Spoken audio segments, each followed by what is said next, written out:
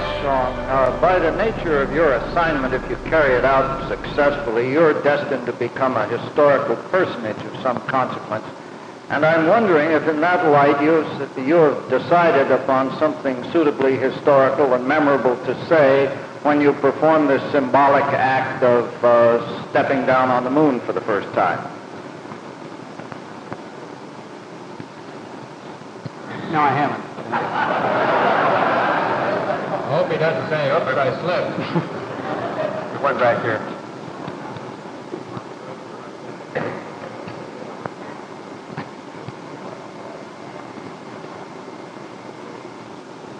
Yes, we do intend to use call signs other than those that you may have observed in simulation.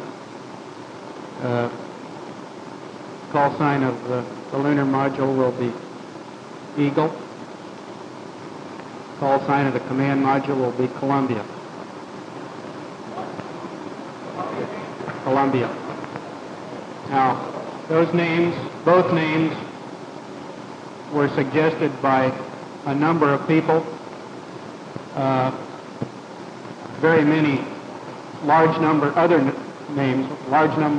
names were also submitted for our consideration, many of which were quite good. We selected these two as being representative of the flight, the nation's hope. Columbia is the national symbol. Columbia stands on top of our Capitol, and as you all know, it was the name of Jules Verne's spacecraft that went to the moon 100 years ago.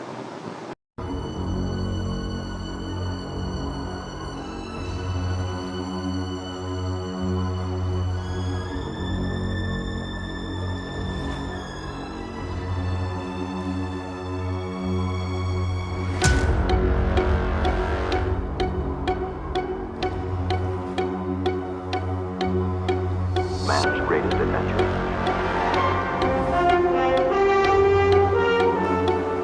We Came in Peace. Narrated by Frank McGee. Produced by NBC News.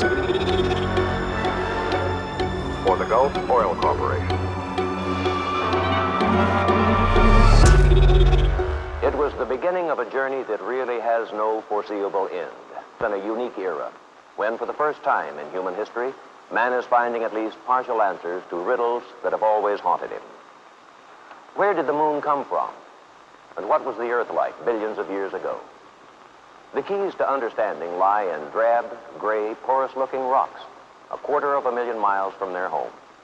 Amazingly, the journey between man's aspiration to get to the moon and man's actual capacity to do so took only a dozen years. Until 1957, his restless imagination had stretched far beyond his technology. More than 100 years ago, Jules Verne wrote two remarkable accounts of lunar voyages, From the Earth to the Moon and its sequel, Around the Moon. And later, the three men, recognized as the fathers of space flight, Goddard, Tsiolkovsky, and Aubert, were all to say they traced their early interest in aeronautics to these prophetic novels. And there is an amazing parallel between them and Apollo's ventures into space a century later. Incredibly, Verne's fictional launch site was just 140 miles west of Cape Kennedy. Verne thought he could propel his spacecraft from the barrel of a mighty cannon 900 feet long. But his moonship was shaped somewhat like Apollo and also built to carry the hardy adventurers. He called them aeronauts. Verne's basic calculation to escape Earth's gravity, 7 miles a second, was substantially correct. And he wrote of weightlessness. They saw that they were no longer subject to the ordinary laws of nature. They looked like drunken men trying to maintain the perpendicular. Apart from minor details, Verne's description of the lunar surface stands almost unchanged. He talked of desert beds, immense plains, and cavities in the midst of circles. 1910, Verne's cosmic voyage caught the fascination and restless imagination of another Frenchman, Georges Méliès. The film remains a classic.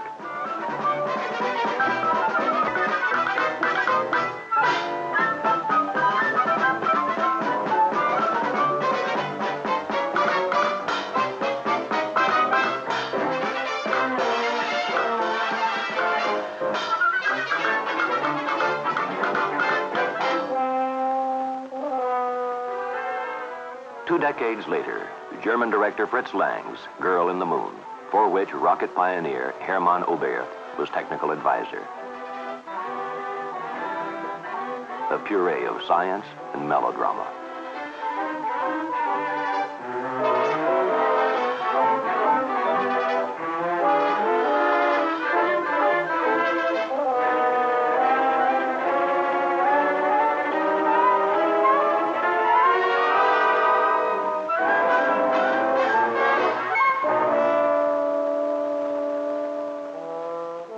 Oberth was one of 3 pioneering scientists closely linked to early drama of manned spaceflight. But he was more of a theoretician and an inspiration than an engineer. A second was an obscure Russian teacher of mathematics, Konstantin Tsiolkovsky, who wrote the first technical paper on the idea of an artificial Earth satellite.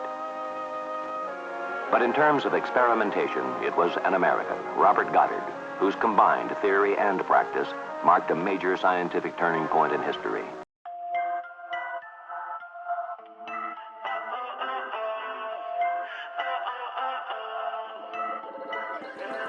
Nunca se ve bailando en la pista sola. Llega a montarla con sus amigas gastando el dólar. Me dice peso, ¿qué será lo que tiene esa morra? La conozco de antes, es una experta rompiendo el cora. Ella es peligrosa, una bomba nuclear. Ese está a punto de estallar. ¿Qué hay para dañar? Y si ella quiere le exploto, exploto, exploto, exploto, exploto. Le gusta cantar el coro, coro, coro, coro, coro. Un finicito yo lo enrolo, rolo, rolo, rolo.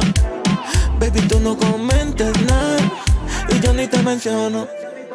Baby, tú y yo sabemos que el amor expira. Por todas las discotecas vámonos de gira. Como un francotirador yo te tengo en la mira. Me dice te amo y yo sé que es mentira. Si tuvieras sol y estarías suscrito. La nota sube como la cripto.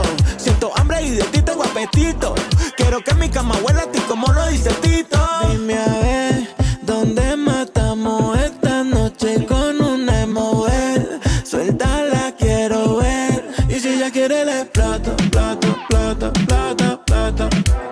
Le gusta cantar el coro, coro, coro, coro, coro. Un finicito yo lo enrolo, rolo, rolo, rolo. Baby, tú no comentes nada y yo ni te menciono.